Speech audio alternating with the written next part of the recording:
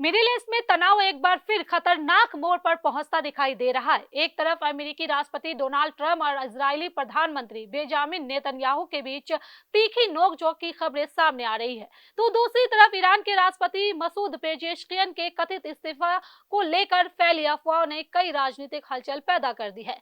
वहीं ईरान और अमेरिका के बीच बढ़ते सैन्य टकराव, मिसाइल हमलों के दावे, खाड़ी क्षेत्र में बढ़ती गतिविधियां और लेबनान को लेकर इजराइल पर बढ़ता अंतर्राष्ट्रीय दबाव पूरे क्षेत्र को एक बड़े संकट की ओर धकेलता नजर आ रहा है। आखिर इन घटनाओं के पीछे क्या है सच्चाई, कौन से दावे हैं और क्या कर रहा है संबंधित पक्ष, आइए जानते हैं इस पूरी रिपोर्ट में। आदाब, नमस्कार, आप देख रहे हैं मंथन टुडे। मैं हूं आपके साथ उज़मा। मध्य पूर्व में बढ़ते तनाव के बीच अमेरिकी राष्ट्रपति डोनाल्ड ट्रंप और इजराइल के प्रधानमंत्री बेंजामिन नेतन्याहू के संबंधों को लेकर बड़ी खबर सामने आई है। अमेरिकी मीडिया रिपोर्ट्स के मुताबिक ट्रंप ने फोन पर नेतन्याहू से बेहद नाराजगी जताई।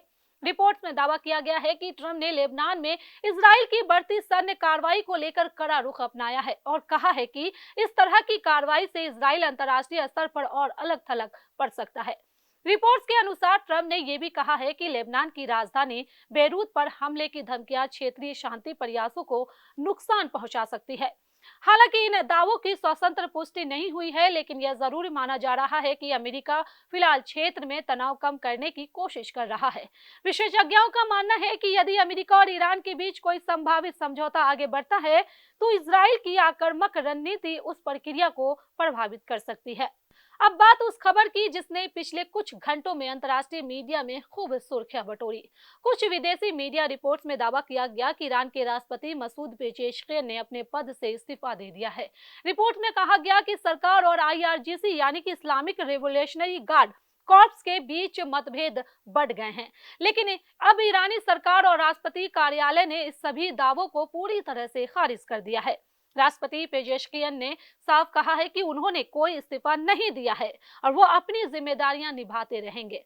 राष्ट्रपति कार्यालय के अधिकारियों ने भी कहा है कि इस्तीफे की खबरें निराधार और भ्रामक है।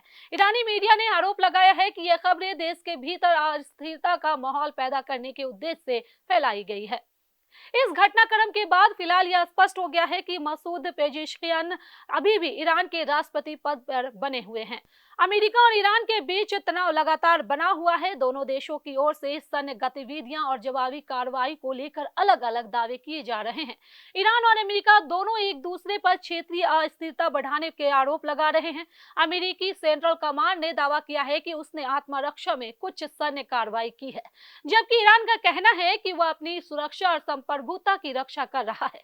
ध्यान देने वाली बात यह है कि युद्धकालीन परिस्थितियों में दोनों पक्षों द्वारा किए गए कई दावों की स्वतंत्र पुष्टि संभव नहीं हो पाती, इसलिए ऐसी खबरों को सावधानी के साथ देखने की जरूरत होती है। इजराइल और लेबनान के बीच बढ़ते तनाव को लेकर अब कई देश खुलकर प्रतिक्रिया दे रहे हैं। कतर ने लेबनान में इजरायली सैन्य कार्रवाई की आलोचना की है और इसे क्षेत्रीय स्थिरता के लिए खतरा बताया है। कतर के विदेश मंत्रालय ने कहा है कि सभी पक्षों को संयम बरतना चाहिए और अंतर्राष्ट्रीय कानून का सम्मान करना चाहिए। विशेषज्ञों का मानना है कि यदि लेबनान मोर्चे पर संघर्ष बढ़ता है तो पूरे मध्य पूर्व में अस्थिरता और बढ़ सकती है। कुछ अंतर्राष्ट्रीय मीडिया रिपोर्ट्स में दावा किया गया है कि ईरान अपने भूमिगत मिसाइल ठिकानों और सैन्य बुनियादी ढांचों को फिर से सक्रिय कर रहा है। रिपोर्ट्स में सैटेलाइट तस्वीरों का हवाला देते हुए कहा गया है कि कई भूमिगत सुविधाओं तक पहुंच बहाल करने का काम जारी है। हालांकि ईरान की ओर से इन दावों पर विस्तृत प्रक्रिया नहीं आई है, लेकिन क्षेत्रीय सुरक्षा विशेषज्ञों का मानना है कि मौजूदा तनाव को देखते हुए सभी पक्ष अपनी सैन्य तैयारियों की समीक्षा कर रहे हैं। कुल मिलाकर मध्य पूर्व में हालात अभी भी बेहद संवेदनशील बने हुए हैं। एक तरफ अमेरिका, ईरान और इजराइल के बीच तनाव जारी है, दूसरी तरफ कूटनीतिक प्रयास भी चल रहे हैं।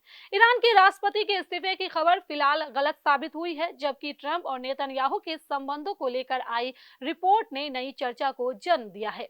आने वाले दिनों में यह देखना महत्वपूर्ण होगा कि क्या क्षेत्र में तनाव कम करने की कोशिश सफल होती है या फिर हालात और जटिल हो जाते हैं। फिलहाल के लिए इतना ही। अगर आपको यह वीडियो पसंद आया हो तो हमारे चैनल को लाइक करें, सब्सक्राइब करें, फॉलो करें और निष्पक्ष पत्रकारिता देखना है तो देखते रहे मंथन टुडे। बहुत बहुत शुक्रिया।